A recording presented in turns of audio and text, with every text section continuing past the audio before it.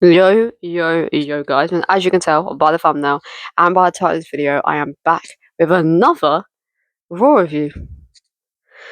I said a few times now in a couple of my Raw reviews, and SmackDown reviews, or PLE reviews, whatever it may be, that I said this thing that I'm about to say. I said from now on that I'm only gonna do like Raw and SmackDown reviews for like the SmackDown and Raw before a PLE, and the SmackDown and Raw after a PLE. Well, no, Raw and SmackDown before a PLE, and a Raw and SmackDown after a PLE. But lately, Raw and SmackDowns have been so good that I've been doing them every single week, and it does go to show that the Raw and SmackDowns that we've been getting over the last like 5-6 weeks have been worth watching, because I've done a review for every single one over the last 6 weeks. So it does go to show in a way that Raw and SmackDown has been good. There has been a couple of Raw and SmackDowns that haven't been great, but I think the ones that weren't the greatest were the ones that were happening before a PLE or after a PLE.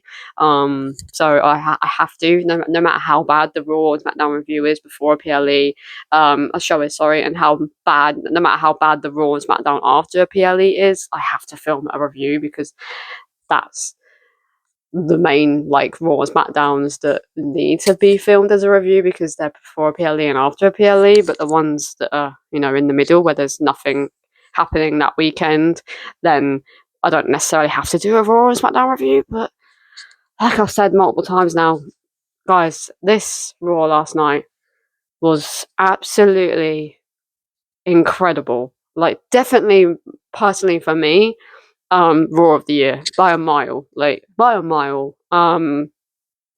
Yeah, there is a lot to talk about. I wrote a page and a 2 pages and a half. Or no, yeah, 2 pages and a half of stuff to talk about when it comes to last night's Raw, because it was just so fucking incredible, and so much shit happened last night that there is so much to talk about.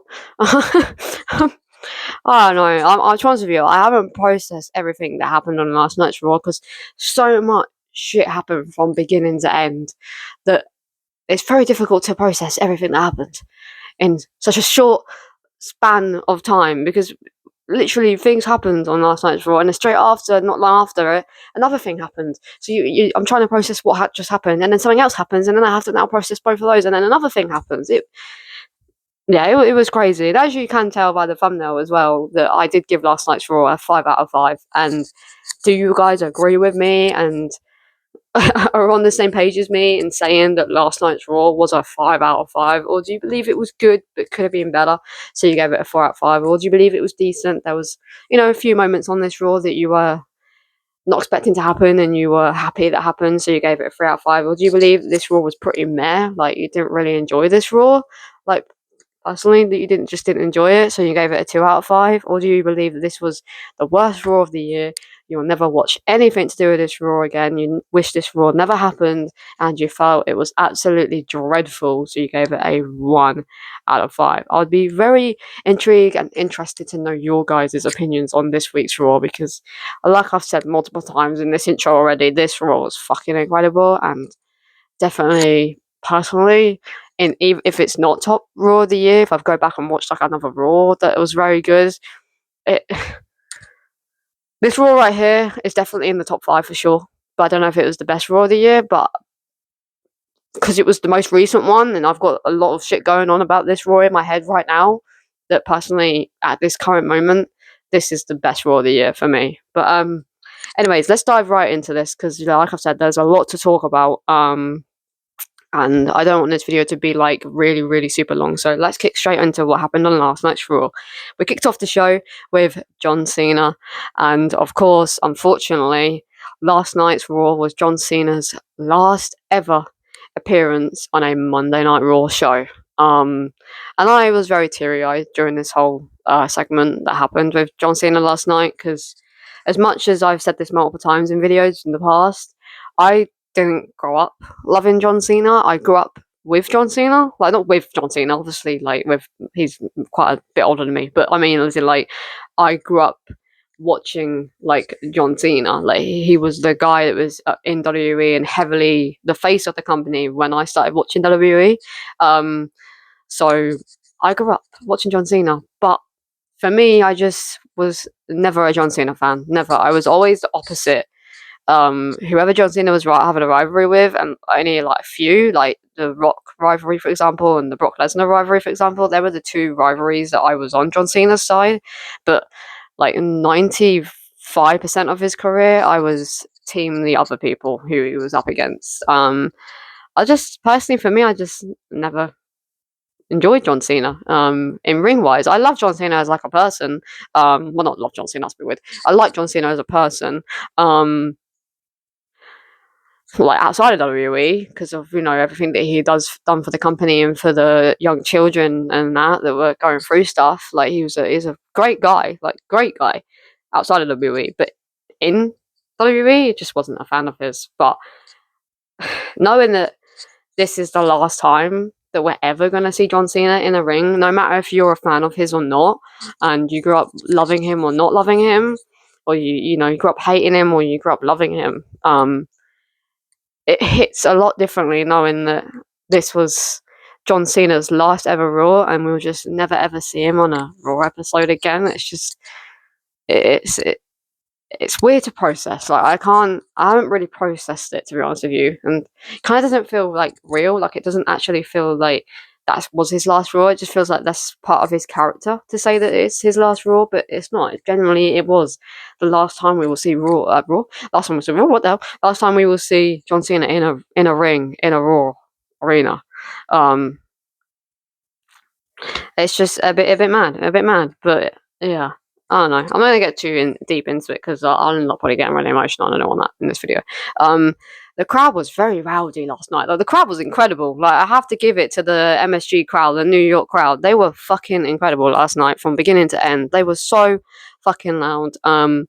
Cena said thank you, but this is bittersweet as I've said already. But as it's his last Raw, and he was going on a bit of a rant about how New York makes or breaks wrestlers, and that he was really appreciative and kind of started to get a little bit emotional, and then he was interrupted by Dominic Mysterio alongside Finn Balor and JD McDonough. And Dominic said, nobody wants to hear what you have to say.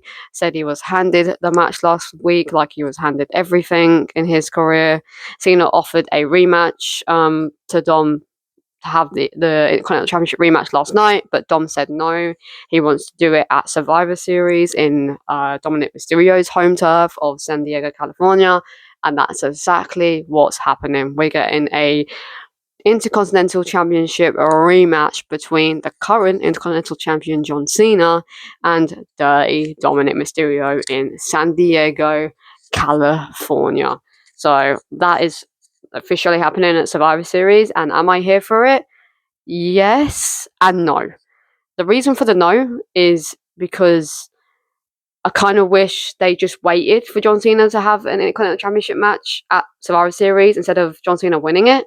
I feel like they should have done what they done on last night's Raw tonight. No, last week, sorry. And then tonight they should have done like John Cena should have had an open challenge or something. Or like had a match with somebody from his past, like a Sheamus or a Rey Mysterio or someone that he's had a feud with in the past. He should have had like a one last match with them on Raw last night, and then maybe after the match, like the Judgment Day attacked John Cena, and then Dominic put his championship on the line against John. Or John spoke on the mic and said, "Oh, why don't you put your title on the line in San Diego, California, at Survivor Series?" And then Dom said, like, "Yes, on my home turf. Yes, I can beat you in any era," kind of thing. Like they had like a little promo maybe last night instead of what happened last night, because as much as I am excited for John Cena versus Dominic for the Intercontinental Championship, we've already seen that match, so I'm kind of like not that here for it as I would have been if we've never seen Dominic versus John Cena yet. But I don't know, it is what it is. But Sheamus and Rey Mysterio did come out to help John Cena, and then it was set up that we will have a 6-man tag team match straight away between John Cena, Rey Mysterio, Sheamus versus the Judgment Days, Dominic Mysterio, JD McDonough, and Finn Balor. Yeah. Like I said, I kind of wish that we got the 6-man tag last week. And then we got the maybe John Cena just done a promo in the ring. Like, he didn't necessarily have a match. He just had a promo in the ring. And then the Judgment Day attacked John Cena. And then John Cena went into a one-on-one match with, like, Jada McDonough of the Judgment Day last night. And then Rey and Sheamus were just in the corner for John Cena, along with Dominic and Finn Balor being in the corner for JD McDonough. And then maybe after the match, the JD McDonough and Finn Balor and Dominic started brawling with Sheamus and Rey, and then they went out to the backstage, and then maybe Dominic and Finn Balor made their way back into the ring, started beating down John Cena, and then Dominic offered John Cena to a match at Survivor Series for the Intercontinental Championship in San Diego. That's kind of what I wish happened. I'm not really that pleased with John Cena being in a 6-man tag for his last ever match on Raw. Like, I don't mind that he had a match with Rey Mysterio and Sheamus because of, like, the nostalgia of 2010 of those two, you know, being, like, quite the faces of 2010s.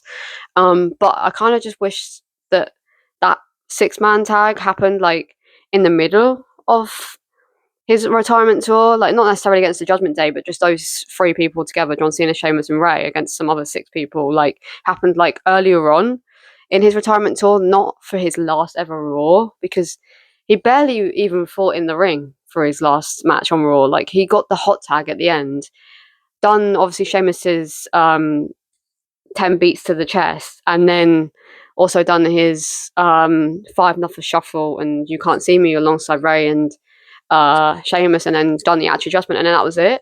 Like, he didn't really have much offense in the match, considering this was his last ever match on a Raw show.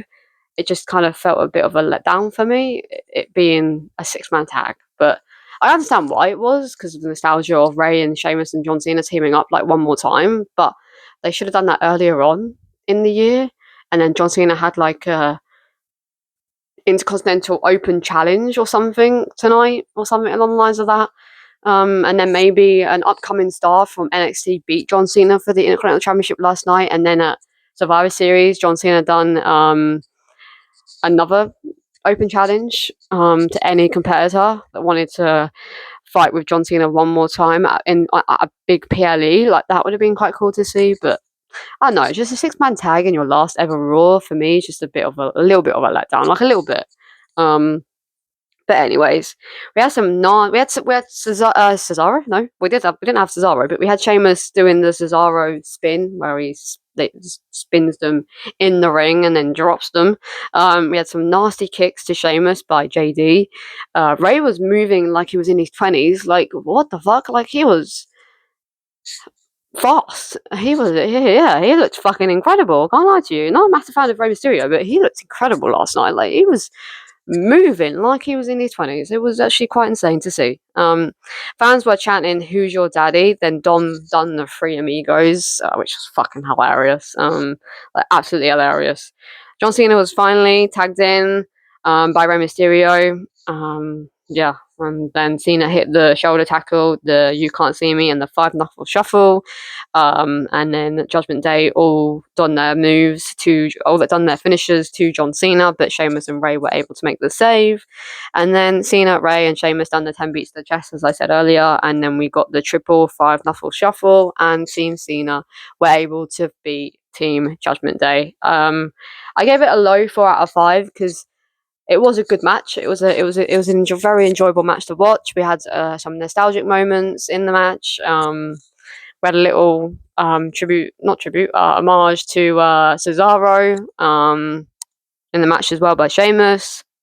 It was nice to see Rey, Sheamus, and John Cena in the ring together, doing, like, John Cena's finish signature, doing Sheamus's signature as well. It was nice to see. Like, don't get me wrong, it was nice to see, and it was a very enjoyable match. And I'm glad that we got to see Rey, Sheamus, and John Cena in a ring together as a team. Just kind of wished it wasn't John Cena's last ever match on Raw. That's the only negative I'll have to say about it, is that that's the last time we'll see John Cena on a Raw is a 6-man tag. It's just, and barely was in the match. It's just a little bit of a letdown for me, but it is what it is. If that's what John Cena wanted to do, that's what John Cena wanted to do. So if he's happy, then I guess we've got to be happy as well. But yeah, the next thing that happened on last night's Raw was the segment with Stephanie Vaquer and Nikki Bella. Nikki jumped Stephanie at the entrance ramp, and I'm not gonna lie to you, I have wrote stuff down, but when it happened live last night, I didn't write anything down because Nikki scared the living shit out of me. I literally looked down on my phone for about 30 seconds, and because obviously I have my TV like a bit loud because I like to watch wrestling loud, all I heard was Stephanie get shoved into the entrance, and obviously it makes that bang like TV static kind of sound, and it made me jump out my skin because I literally looked down as Nikki. I think I looked down as Nikki came out. So obviously, when I looked back up, about to look back up, Stephanie already got thrown into the entrance. That it made that static sound that I absolutely shit myself because it was so loud on my TV that I shit myself, and I jumped out of my seat, and for the rest of the segment I was trying to calm myself down from getting jump scared from Nikki Bella. So I didn't actually hear what she had to say until I rewatched it from Santi's zap on Instagram, and then I wrote everything down. But I'm just going to change the camera view because it is doing that little blue filtery thing. So hang on, guys, let me just change the camera view. Hang on. Sorry, guys, I've had to completely change the view. So I'm actually having to film it with my light on instead of having the curtains open, because even when I put the camera here, I was even more of a horrible colour. So sorry, guys. Anyways, as I was saying, yeah. Nikki scared the absolute living shit out of me. Actually, no, my TV scared me, not Nikki Bella herself. The TV noise of the static scared me because I wasn't looking when it happened. So I didn't actually write anything down as the segment happened, so I had to rewatch it on Sandy's app's Instagram. But Nikki said that she didn't come back to cheer on the sidelines. She didn't come back to be a sidekick to Stephanie.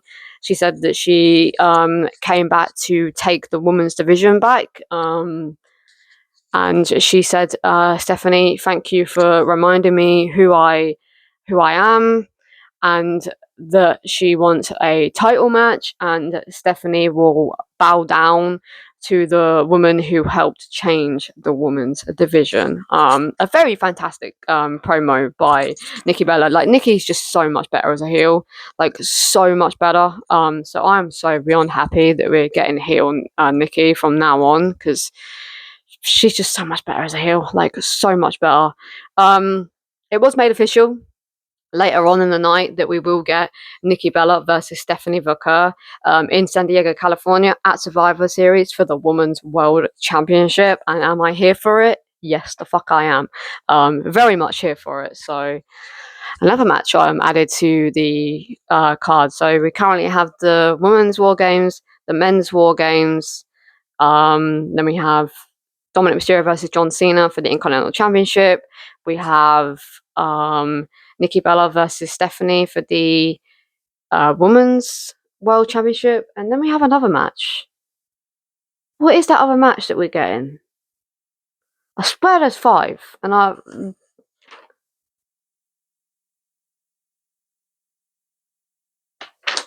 swear there's another singles match happening. And I can't think of what it is.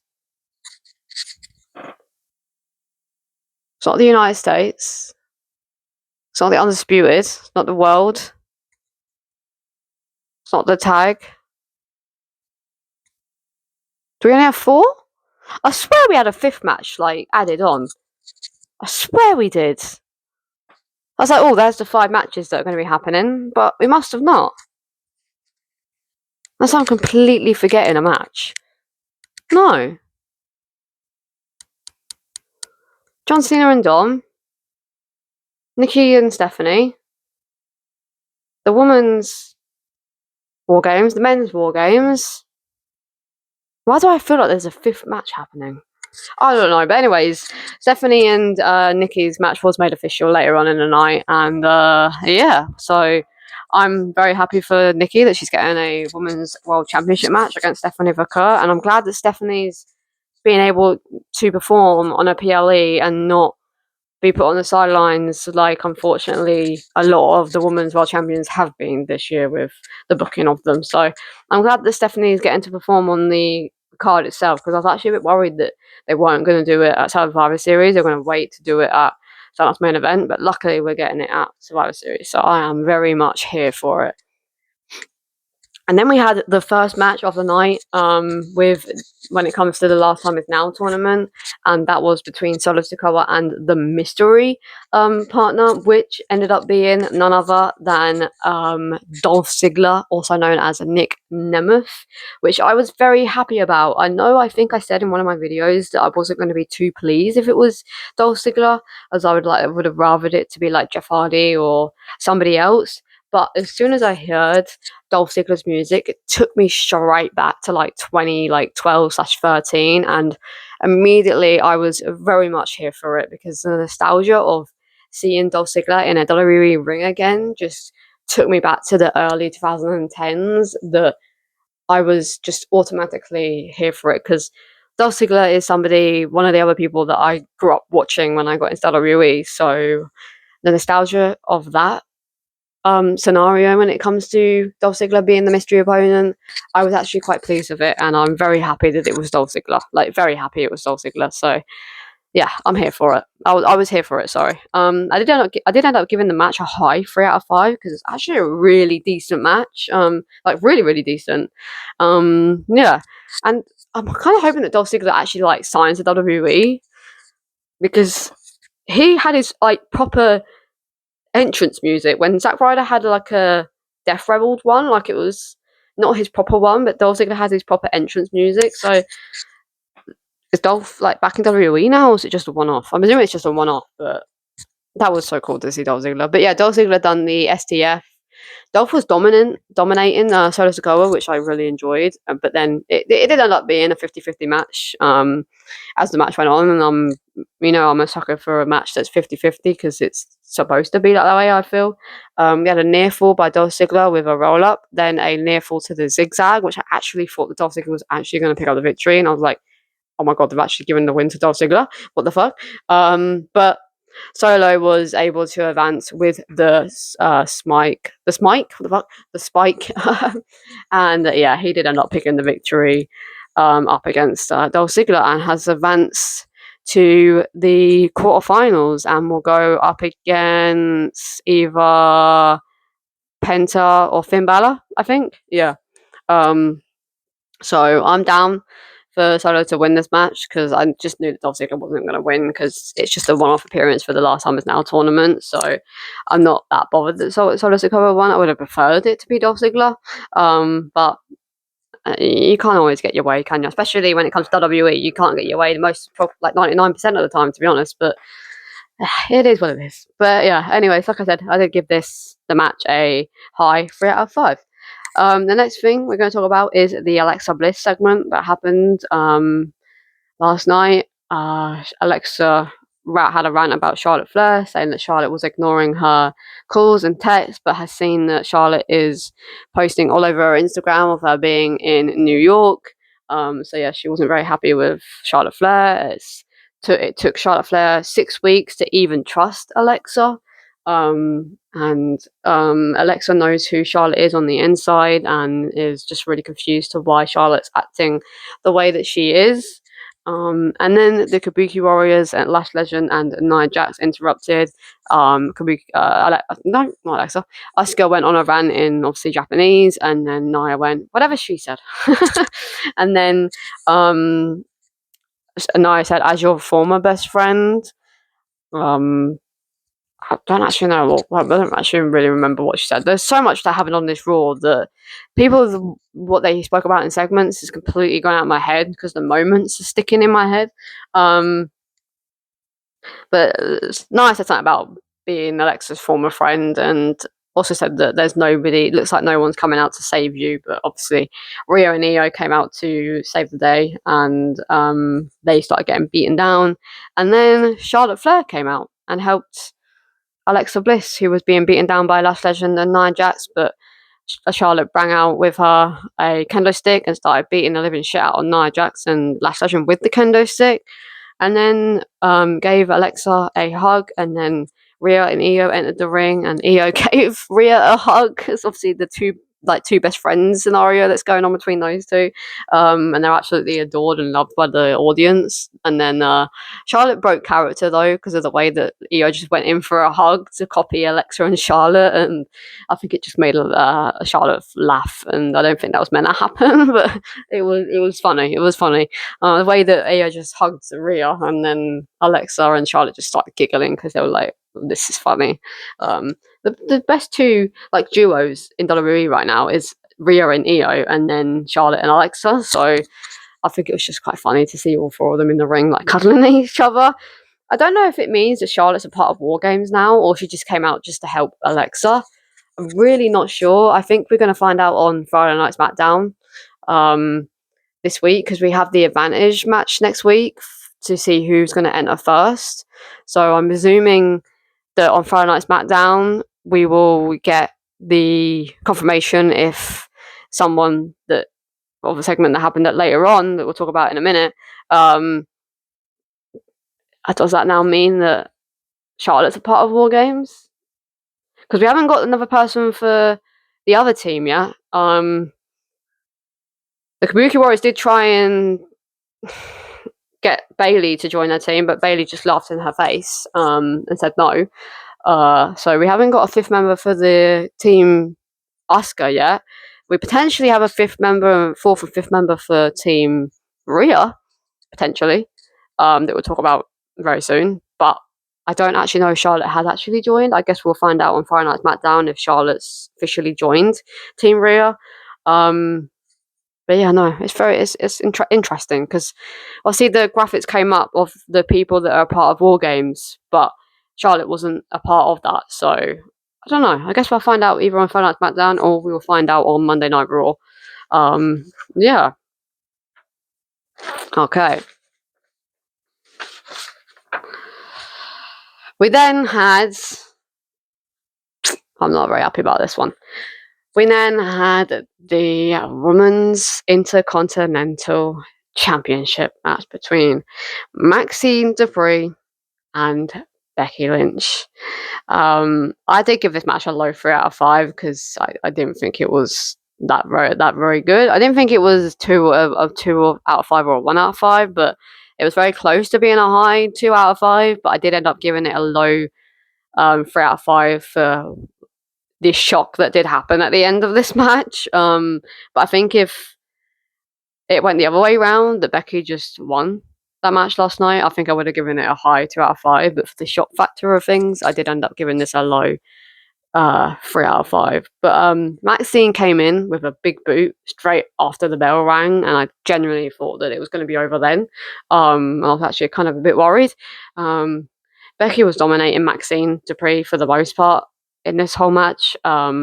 Maxine spinning kicks look amazing. I'm not going to lie to you. Maxine got Becky into an ankles lock finally after trying to pull it off like quite a few times. Becky had a go at Jessica because obviously Jessica was a part of the 2 scenarios that happened with Maxine previously, and was not very happy with Jessica at all, so started having a go at her, and then Becky flung Maxine to the outside, tried to undo the turnbuckle, and then we got the finally, like what, 2.5 months it's been? Finally got the return of AJ Lee. Again, I can't believe I'm saying that again. But AJ Lee is back in WWE, finally. I kind of knew she was coming back, so I wasn't that shocked because I just kind of knew. It's a bit obvious. she came back during the match, like not after. She came back during the match when the match was still going on. And what happened?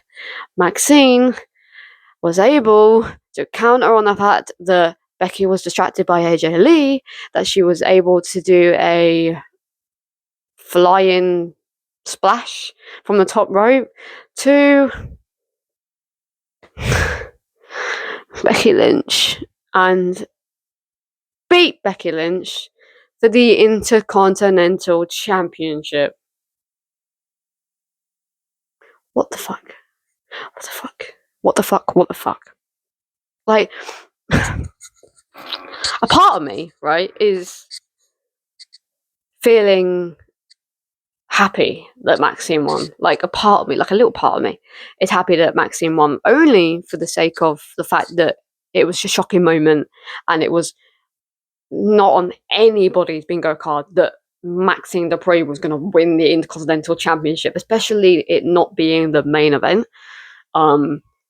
So I think everybody was shocked that Maxine Dupri won last night. I don't think barely. There might have been like one or two people that were like, "Oh, Maxine might win tonight," but I can guarantee you that 99% of that audience last night did not expect Maxine Dupri, who's had barely any matches this year and has had barely any matches since she joined the WWE, was going to beat one of the greatest of all time in Becky Lynch, who is on a fantastic run at the moment as a heel with the Intercontinental Championship. Like that, for that reasoning, is the reasoning why I gave it a low 3 out of 5. But the second reasoning is why I kind of enjoyed it, is for the shock factor and WWE, unfortunately, not really having many moments like that at the moment. You know, like we don't really have that with WWE at the moment. Like WWE is very, very predictable, and it has been for the last like year and a half. It's been quite predictable to predict when things are going to happen with WWE lately.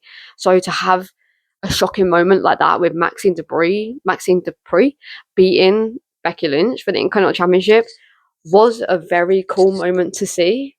But a massive, massive part of me was fuming. But in a way, I'm kind of glad I was very fuming with the fact that Maxine won, because I haven't had that feeling with WWE in a long time, like being so like annoyed, but also happy with a situation happening. So yeah, Maxine Dupri is our Intercontinental Champion. Never thought I'd be saying that this year, with the help of AJ Lee. It's just a bit confusing now, because how are they going to get the belt off Maxine Dupri with AJ Lee being back in WWE? Like, I don't really know how they're going to go about it now. Like, how are they taking that belt off of Maxine? I'm presuming Maxine's not going to have it for very long. Maybe.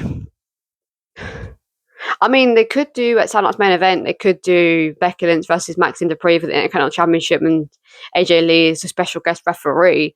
Like, that is a possibility, because that's obviously towards the end of December, near the Royal Rumble. That then gives the feud to carry on with AJ and Becky, but for the Intercontinental Championship going into Royal Rumble season and WrestleMania season. So I feel like Maxine Dupri is going to hold on to the Intercontinental Championship until Sandlot's main event, and then maybe, like I've just said, at Sandlot's main event, we get a rematch for the Intercontinental Championship between Becky Lynch and Maxine Dupri, but AJ Lee is a special guest referee, and Becky's able to beat Maxine Dupri at Sandlot's main event, and then goes on to beat up AJ Lee at Sandlot's main event, and then they will carry on their feud going into Royal Rumble and WrestleMania season. Is a very, very big possibility. So I can definitely see that happening, and if that happens, I'm down for this. But if that doesn't happen, I don't know how they're taking off the title. I don't know how they're taking the title off Maxine Dupri. I just can't believe I'm actually saying that. Like, Maxine Dupri is the Intercontinental Champion. Like, what the fuck? Like, what the actual? And she messed up twice during that, but Becky messed up as well. So I can't really complain that Maxine messed up twice in this match, because Maxine forgot to kick out, so the ref had to pretend that Maxine kicked out because she forgot to. And then there was another moment where she messed up as well. But Becky apparently messed up a little bit as well, but I didn't really notice Becky messing up, so I don't know if I actually messed up, but Maxine definitely did. I don't know. I don't know. I don't know how to feel about it, to be honest with you. I'm like, I really, really enjoyed Becky as Intercontinental Champion. Like she was making that Intercontinental Championship look like the best championship in the WWE. And to have somebody that hasn't had many matches be Intercontinental Champion and someone that messed up a couple of times in that match as your Intercontinental Champion after someone that's made that IC title look like $1 million is a very odd decision, but at the same time a very cool decision because it was very unexpected. So I don't know. But what happened after the match that we're going to talk about, but I'm going to talk about it now considering it's to do with AJ and Maxine, but it did happen after the Javon and Evans and Gunther match, is that we did have a backstage segment with Maxine Dupri and AJ, and obviously Maxine was saying that all the hard work has paid off, and then Akira Tozawa and Otis came to celebrate with Maxine Dupri, and then they went off, and AJ was like, what the fuck's going on?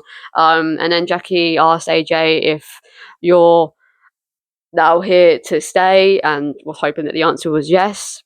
And then AJ said, I came back to help my husband because he needed me, but Becky has lit a fire in me that I haven't felt in a very long time, and Becky does something to me.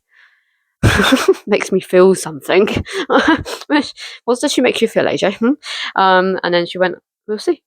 And then as she was leaving the interview, she stood face to face with none other than Rhea bloody Ripley. And oh my god, the crowd went fucking crazy and so did I. Those two in the same ring together, working together. Yes. Like two of my biggest woman crosses in WWE working together in a ring together. Yes, please. But at the same time, no, because Rhea did say to AJ, "Have you got a minute to talk?" And AJ said, "Sure." And it does look like AJ is going to be a part of Team Rhea alongside, I'm assuming, Charlotte Flair now, Alexa Bliss, and Io Sky, and that is a fucking dream team and a half. Like an absolute dream team and a half, those five. If it does end up being Charlotte as well, what a dream team. What a fucking dream team. So it does look like AJ is going to be a part of the Women's War Games match, which I'm very shocked about, considering that this is going to be AJ's second match in 10 years, and it's going to be a War Games scenario. What, WWE, what are you doing? And she's going to be in the ring with Lash Legend, who has a nasty knockout right hand elbow, whatever you want to call that move, in the ring with Nia Jax, who can be a bit of a liability with injuring people sometimes, and the same with Kairi Sane. And you're going to put AJ in that match with those three? I'm going to be watching that match with my eyes closed, I feel, if AJ does end up accepting the offer of being a part of that Women's War Games, which I'm 99.9% sure that AJ is going to be a part of the Women's War Games, which meaning that Becky Lynch will be a part of the heel side of things, because obviously Kabuki Warriors and Becky did have that little interaction with one another. But I guess in a way, it's kind of good that Becky is not the Intercontinental Champion, because now we haven't got a Intercontinental Champion going into War Games. None of them will be champions in the women's side of things. So I guess in a way that kind of makes it a little bit better that we're not going to have a champion a part of Women's War Games. It's going to be just, oh no, I just realised Kabuki Warriors are the tag team champions, so we are going to have champions a part of the Women's War Games. What am I talking about? So actually, that doesn't matter. So no, actually, I'm even more annoyed at Maxine Dupri winning. No, I'm joking, but yeah, no, I just realised. Hang on, yeah, never mind. But I don't know. I don't want Becky Lynch. I want Becky Lynch. I don't want AJ Lee a part of Women's War Games. Like, it's going to be her second match back in 10 years. Like, she was barely in that match when it comes to the mixed tag team match that she happened at WrestlePalooza in September. And now she's going to be a part of a Women's War Games. Like, what the hell? for the sake of it being a dream 5 people match type of scenario, I'm here for it. But the fact that she's in the ring with Nia Jax, Lash Legend, and Kairi Sane, I'm not here for it. But I guess we'll have to wait and see because it's not official that AJ is a part of the War Games, but I can guarantee you that she definitely is. But yeah. Anyways, let's move on. The last match of the night actually was the second round of the Last Time Is Now tournament. Second match, sorry, of the Last Time Is Now tournament between Javon Evans and Gunther. I did end up giving this a moderate 4 out of 5 match because it was very good. Gunther was destroying Javon Evans for the most part of this match. Every time Javon tried to get some offense on Gunther would just come straight back and beat the living shit out of Javon. We had some nasty spinning kicks by Javon Evans. We had nasty chops by Gunther to Javon Evans. Like 3 of them were the nastiest that he done in a row. We had a kick and chop fest by Javon and Gunther. We had a near fall to the frog splash by Javon Evans.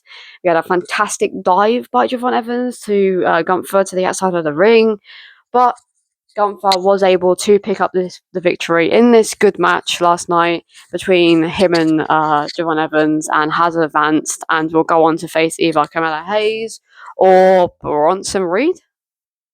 Yeah, or Bronson Reed. I definitely think we're going to get Gunther versus Carmelo Hayes for sure, and then we're going to get Solo Sikoa versus Penta.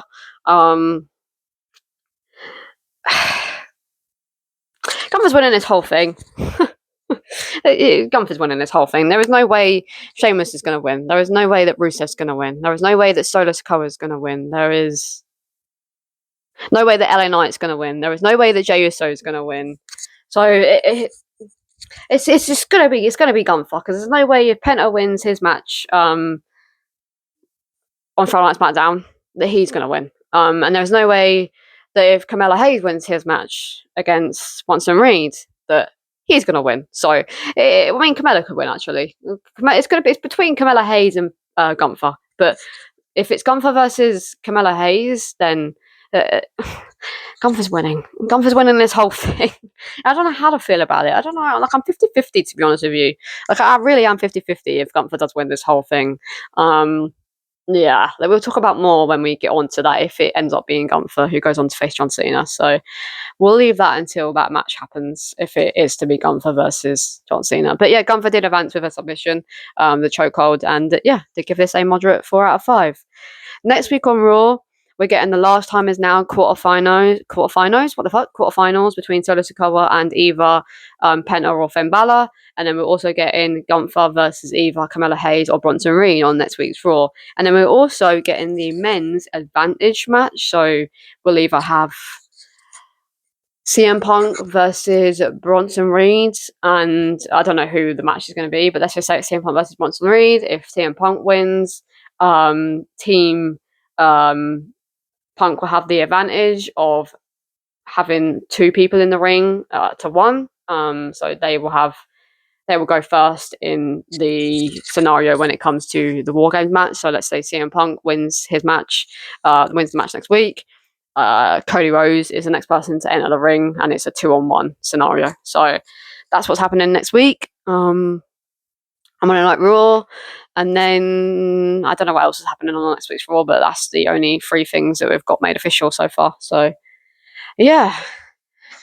Before we get on to the main event of Raw, did you guys hear that in the intro for the music when it comes to the music choice for SmackDown's main event? No, that's not my event.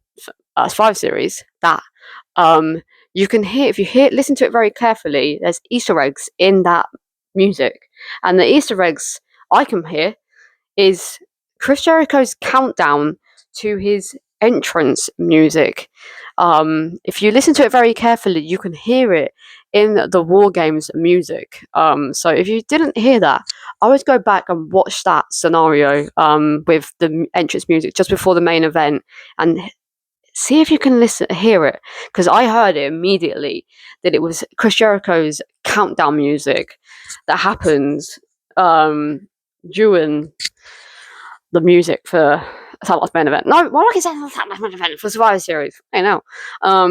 Yeah, which is very interesting. Very, very interesting. But the main event of the night was the Vision segment. I was that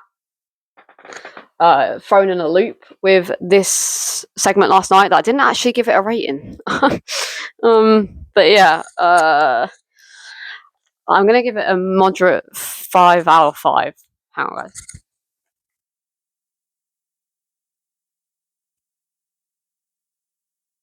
There we go. Giving it a moderate 5 out of 5. But yeah, this was the main event last night. A face-off with the men's war guy. What the fucking hell is going on with the men's war games? Obviously, at the time, it was Division, so Bron Breakker, Bronson Reed, and Logan Paul, who's apparently a part of the Division now, and Drew McIntyre. And then, obviously, the current 4 people at the time were CM Punk, the Usos, Jimmy and Jey Uso, and Cody Rhodes. So we had a face-off with those 8 people, and then we had a massive brawl happen between the 8 of them. And then as CM Punk was about to Paul Heyman did give an intro to his team, and he said that this is the best War Games team ever. Don't know about that one, but yeah, that's what Paul Heyman said. And then CM Punk and the Usos and Cody interrupted. But yeah, like I was saying, they got into a brawl, all 8 of them, and then as CM Punk was about to do the go to sleep to Logan Paul, I think, we had the unfortunate return of Brock Lesnar. And Brock Lesnar is a part of the men's War Games. What the fuck? What the fuck? Hey, I'm going to be watching this event with my eyes closed because I've got AJ Lee, who's had a past of neck injuries, and this is going to be her second match back in WWE in 10 years. And she's in the ring with an incredible wrestler in Lash Legend, but has a nasty fucking elbow or right hand, whatever that move is. She's also going to be in the ring with Nia Jax, who has injured quite a few people and can sometimes be a liability in the ring. And also Kairi Sane, who can sometimes be a liability in the ring as well, unfortunately. So I've got that to deal with, that I'm going to be probably watching it with my eyes closed for the majority of it. And now I've got CM Punk, like literally my guy, and I literally have a CM Punk tattoo and loads of CM Punk merch. And now I'm going to have to deal with a CM Punk in his, no offense, CM Punk, no offense, in his late 40s, in a ring with Brock Lesnar, who destroys the living shit out of people by chucking them like they are a piece of paper onto their necks, and has the nastiest moveset, one of the nastiest movesets in WWE. And now I'm going to have to deal with him in a war game scenario where there is no escape for any of the people that are in the opposite side of things when it comes to Brock Lesnar. Like, I'm going to be watching this event with my eyes closed. How am I supposed to cope with like 2 of my favourites being in the ring with some crazy ass women and men? Like, I didn't win. I won last night with Raw, but I didn't win last night with Raw. Like, I was really thrown through a loop with last night's Raw, man. Like, fucking insane. Like, such a good Raw. Like, don't get me wrong. Like, definitely one of the best Raws of the year, and potentially was the best Raw of the year. But I was thrown through the loop with AJ and Rhea being in the same air as one another. Maxine winning the Intercontinental Championship and that being a shock factor, but also I was very pissed off. John Cena being in a 6-man tag for his last ever Raw kind of was a little bit annoying.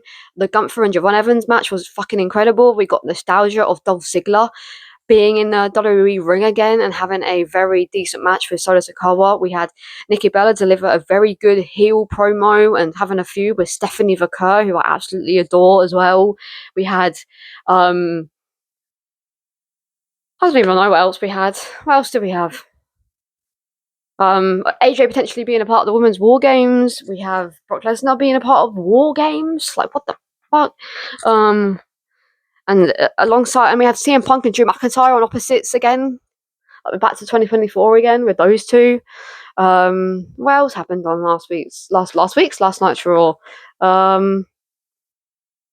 Yeah, I think that's pretty much all I can talk about when it comes to last night's Raw. But what a fucking Raw! But Brock being in the same ring as Punk, I don't know how to feel about that. I really don't. I really don't. But yeah, Brock absolutely destroyed CM Punk, and then the credits came up. Tried to trick us with the credits, and I just, yeah, no. There was still 8 minutes left of Raw, so I was like, okay, yeah, no, this is definitely not ending right now. And we got the return for the 17th time this year of Roman Reigns, which I wasn't that excited about, I'm not going to lie to you, because this is just Roman's gimmick now, is he returns for one match and then disappears for like 4 to 6 weeks. So nothing excites me anymore with Roman being back. And it was very obvious that Roman was coming back to help Team Punk, because obviously what's going on with Jimmy and Jay at the moment, and him having a feud with Bronson and Bron Breakker. So it was kind of obvious that it was going to be Roman Reigns that returned last night as well. Like that was so obvious. So for that reasoning alone as well, I wasn't that excited. But even if I had no idea who was going to be a part of Team Punk, I think I would have gathered that it was going to be Roman anyway. So it just wasn't exciting for me. Like I love that Roman's going to be a part of War Games, and it does help out Team Punk a little bit with Roman and obviously Brock's history. But at the same time, I wasn't that excited that it was Roman, because Roman comes back every like 6 weeks. So what's there to be excited about when he just comes back for one match and then disappears again? So for me, it wasn't that exciting.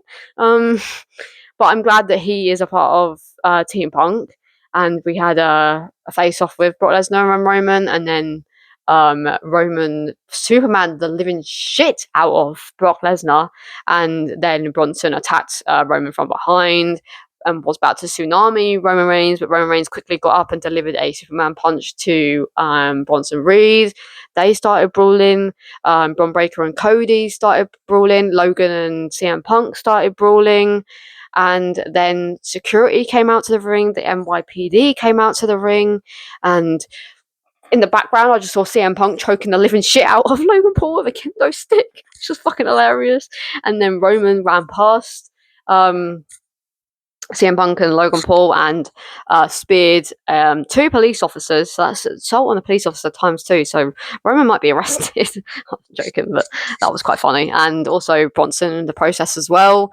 And that's how it ended, with a massive spear to Bronson and police officers by Roman Reigns. And that is the Team War Games. We are having Team Bron Breakker, Bronson Reed, Logan Paul, Drew McIntyre and Brock Lesnar on one side of the things, and then we're having Team Punk with Cody Rhodes, Jimmy Uso, Jey Uso, and Roman Reigns on the other. And then we're also having on the Team Asuka side of things, Asuka, Kairi Sane, Last Legend, Nia Jax, and potentially and most likely Becky Lynch. And then on Team Rhea, a dream team for me personally, of Rhea, Io Sky, Alexa Bliss, potentially Charlotte Flair, and then potentially, most likely, Charlotte Flair and Alexa Bliss. So 2 fucking incredible War Games teams right there, like incredible, like so down for both of them. Just worried about AJ and CM Punk when it comes to just a few women that are in the ring and a few men that are in the ring with fucking CM Punk. But and then we're also obviously getting Nikki Bella versus Stephanie Vaquer for the Women's World Championship, and then we're also getting a rematch for the Intercontinental Championship between Dominic Mysterio and John Cena. And I feel like I'm forgetting a match. I feel like another match was made official. It must have not been. I must have been thinking there's another match, and there wasn't. No, there can't have been.